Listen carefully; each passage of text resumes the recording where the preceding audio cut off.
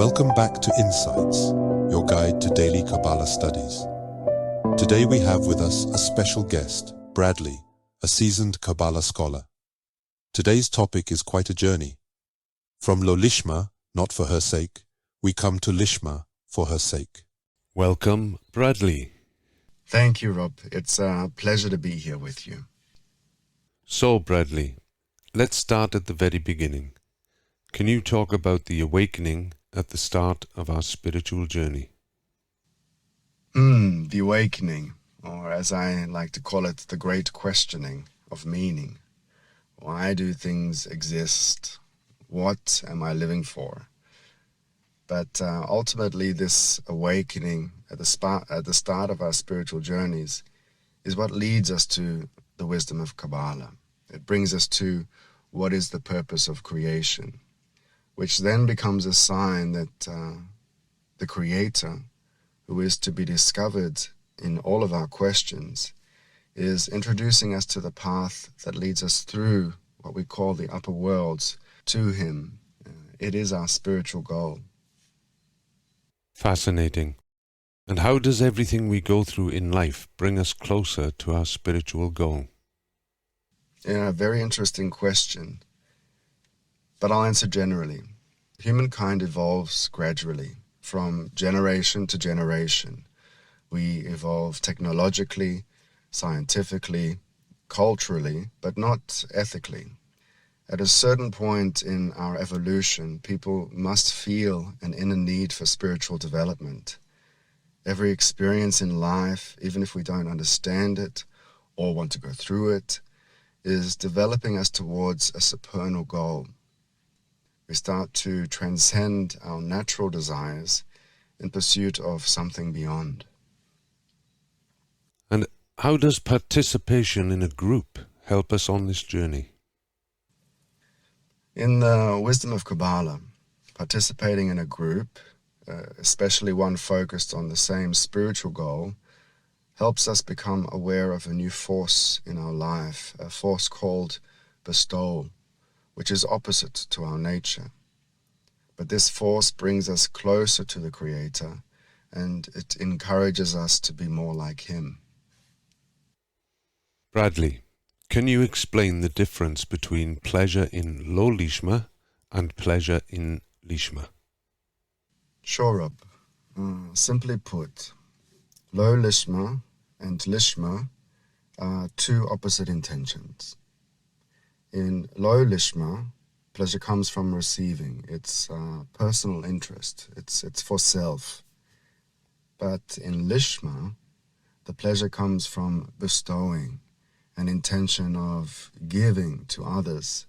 And this pleasure in bestowing is greater in quantity and quality because it's not for myself. It is rather outside of myself, in others, and it leads to unlimited joy. What about our work within the group or the 10? What needs to change, Brad? Oh, great question, Rob. Our work in the group is the beginning of the change that will happen in the world. We need to try gradually to come closer together, to yearn for it, to crave the labor of it, to increase our deficiency for it, to do everything that comes to us, doing everything we are capable of in giving love, in the right arrangement to each and everyone. This approach allows us to understand how to relate to the Creator, that through love of friends brings us to the love of God. And how do we build an atmosphere in the 10 that draws us closer? It's about increasing our inner yearning towards the goal of creation. I want to come closer to them, to embrace them, and together with them to always exist. Now, how do we derive pleasure from Lishma? Pleasure from Lishma is the pleasure of connection with the Creator, feeling His love and how He relates to us. We are told that there is no greater pleasure than the feeling of this. I see. And our goal in all this? Our ultimate goal is to reveal the Creator, to identify Him in every case in life as the source of everything. This journey begins in the 10, and until we establish ourselves correctly in the 10, we can't reveal Him. We cannot connect with Him. And how does the environment factor into our spiritual journey, Bradley? We are interconnected, Rob. We don't just live for ourselves, but for those around us. Who am I without you? So by nurturing the environment we are in, to try and connect internally with one heart, the greatness I see in the friends, that I feel in the friends who are on that same journey to fulfill our purpose, it becomes the greatest and only factor. Without the friends, without the environment, this work would be impossible. Finally, how should we envision our state of Gemar Tikkun being complete, perfected, and whole? Okay, so imagine the sensation of being connected to the entire world, the universe, to all life, in equivalence and mutuality with the Creator, without limitation, existing as one person in one heart.